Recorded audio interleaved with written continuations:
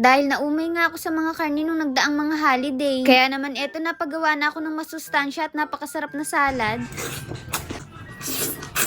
Ngayong araw mga ate, samahan niyo nga ako maglaga ng itlog. Diyos ko ate, ay maglalaga ka lang ng itlog, nagpapasama ka pa. Bali may masarap kasi tayong gagawin dito mga ate, kaya sinasama ko kayo. Nang maluto na nga itong nilaga nating itlog, ayan na tinapon ko na ipinagkulo ang tubig at binabad ko nga ito sa running water. Iyan nga ay para mamaya mabilis siyang mabalatan. Pagkatapos kinuha ko na nga isang kalan ko dito at kutsilyo. Dahil maghihiwa na tayo dito ng mga gulay. Bali meron nga pala ako ditong lettuce. Bali hiniwa ko nga lang pala ito into bite size. Pero kung tinatamad naman kayong maghiwa, pwede na yan yung isang buo. Eme, walang ganon! Alam naman natin na nagdaan nga yung mga holiday. Kaya naman yung mga kinain natin talaga naman puro karne. Naumay nga ang ate ayan nyo, kaya ito gagawa na lang siya ng healthy na salad. At kung naumay nga din kayo sa mga karne mga ate, ito na yung sign nyo. Bali dito hinihiwa na natin yung pipino. Binalatan ko nga lang ito pagkatapos inalis ko yung buto. Pangit kasi yung balat nito mga ate, kaya inalis ko na. Pagkatapos isunod ko na nga itong 3 kamatis. Bali biniya ko nga lang ito sa gitna pagkatapos alisin ko na rin yung buto. Ito nga ay para hindi magtubig yung gagawin nating salad. After nyan mga ate, hiwain ko naman ito ng maliliit na pa-cubes. At itong ang salad na gagawin natin mga ate, hindi lang naman para sa mga naumay sa karne. Perfect nga din ito kung nagda-diet kayo. At dito nga gagamit din tayo ng isang pirasong sibuyas. Kung walang sibuyas, pwede yung onion. Pagkatapos nagbukas na rin ako dito ng 2 lata ng tuna. Bali sineperate nga lang pala natin yung pinaka-oil nito. Huwag nyo nga itapon yung oil nyan mga ate, dahil masarap yan ulamin, sa usawan nyo lang ng patis. Pero dito hinihigop nga yan ng mga kapatid ko. Dati kasi ito yung madalas naming ulamin. Tapos yung isang lata pinagkakasya naming 5. Kaya yun mga ate, hanggang ngayon matipid nga kami sa ulam. Mas malakas nga kami sa kanin. Kasi noon nasanay kami na kaunti lang yung ulam. At ayan, bago pa tayo magkaiyakan dito, i-assemble na nga natin itong salad natin. Bali yung mga hiniwa nating gulay, pagsasama-samahin lang natin dito sa isang mixing bowl. After nun, inihalo ko na rin dito yung ginayat nating itlog at yung 2 canned tuna. At ito nga pala yung dressing na gagamitin natin dito. Pero kung wala kanyan mga ate, pwede naman kayong gumawa na lang. Bali ito nga'y tira lang din nung nagawa tayo ng hot pot. Nang mailagay ko na nga'y dressing natin, eto't minimix-mix ko lang. Dahan-dahanin lang natin yung paghahalo para hindi sila magkadurog-durog. At grabe mga ate, tingnan nyo naman yung itsura, napakasarap na. Parang feeling ko kayang-kaya ko tong ubusin sa isang upuan lang. At ayun nga mga ate, sinalin ko nga lang siya dito sa isang tray para syempre mas maganda siyang tingnan. At eto na nga ang ating tuna cucumber salad with egg. Subukan nyo na rin gumawa nito, promise ang sarap niya. So paano mga ate, tara kain na tayo.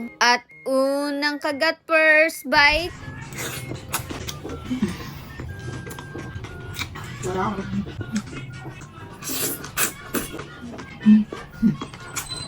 At kung di ka nga naniniwalang masarap to, ayan, susubuan na kita. O ano, kamusta ang lasa? Di ba masarap? Bukod sa masarap mga ate, healthy pa to. Shoutout nga pala kay Jessica from A3D Riz, Marjo Mendoza, Diana, Emily. At ayun mga ate, na-enjoy naman nga namin ni Ate Kat nyo dito yung pagkain. Kaya ayun, craving certified na naman yung mag-ate. At ayun lang, bye-bye!